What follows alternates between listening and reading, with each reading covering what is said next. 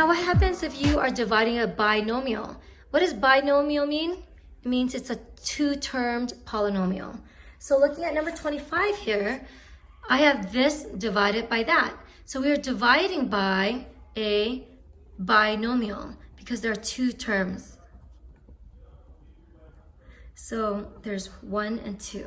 So unlike the previous problem where we divided by monomial, with a monomial, you just rewrite it so that there's one denominator underneath each little fraction. You can't do that with this because if you divide it, if you break it up into little fractions, you're going to have the denominator have two terms, which you can't use the quotient rule with. So since the denominator is going to have two terms, you're going to have to do something different. So if you're dividing by a binomial, the key idea is that you're going to have to use long division. So let's review long division real quick. So a review of long division. So say I just did it with numbers and not talking about letters or anything. If I gave you, let's say, example, 5,981 divided by 2, right? If we were to use long division with this, I would put the 2 outside, and inside I would have 5,981. So what you would do first with long division is that you would look at the first number and the number out here, and you would say, what's 5 divided by 2? So 5 divided by 2, the biggest whole number you get is 2 remainder blah, blah, blah. 5 divided by 2 is 2 with some remainder, right? So I'll write the 2 here. So I'm going to keep a note of what steps I'm doing. So the first step I'm doing is I just did division. So I did 5 divided by 2 and I got 2 with some remainder.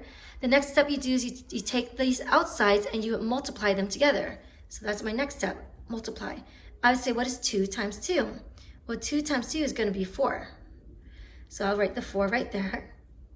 What do I do next? I subtract. So I'm going to do what's 5 minus 4. So 5 minus 4 is going to give me 1. And what do I do after that? I drop the 9. So I say drop it like it's hot, drop it like it's hot. So here I drop it, the next number. And after I'm done with that, then I'm going to repeat. So these are my 4 steps of operations I need to do for long division. So when I repeat, I do 19 divided by 2. 19 divided by 2 is 9. The biggest number is some 9 with some remainder. So I put 9 here. 9 times 2 is 18. I subtract. That's the next step. I get 1. I drop it like it's hot. Drop it like it's hot. 18 divided by 2. 18 divided by 2 gives me a whole number 9. Next step is multiplication. 9 times 2 is 18. Next step is subtraction. Get 0. Last step is drop it like it's hot, drop it like it's hot. So 1 divided by 2 is not a whole number, right? You can't do that. So therefore you would say that this is the remainder because you can't divide by anything more. 1 divided by 2 does not give you a whole number. So here we would say that this is the quotient, and here you would say that 1 is the remainder. So that is for long division, a review of long division with numbers. Now, let's go ahead and do that with number 25. So number 25 here, I'm going to write it down over here.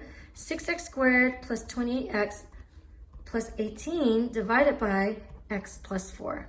So again, I'm dividing by a binomial. So because I'm dividing by a binomial, I'm going to have to use long division. The x plus 4 goes on the outside, and inside I have 6x squared plus 28x plus 18. Now, I'm going to go ahead and do exactly the same steps as what I did with the numbers, which is to divide, multiply, subtract, and drop it like it's hot, right? So divide, multiply, subtract, and drop it like it's hot, and then repeat.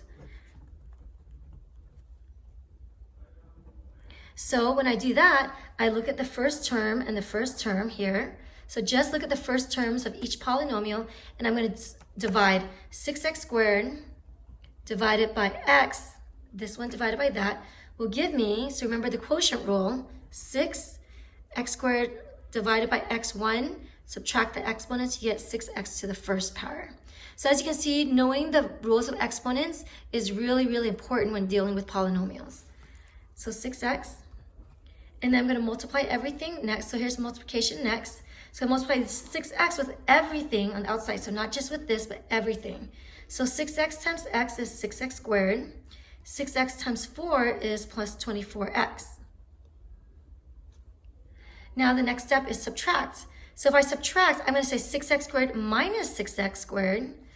And then I'm going to have to say 28x minus 24x. So I'm going to change this to subtraction, and I'm changing this to subtraction.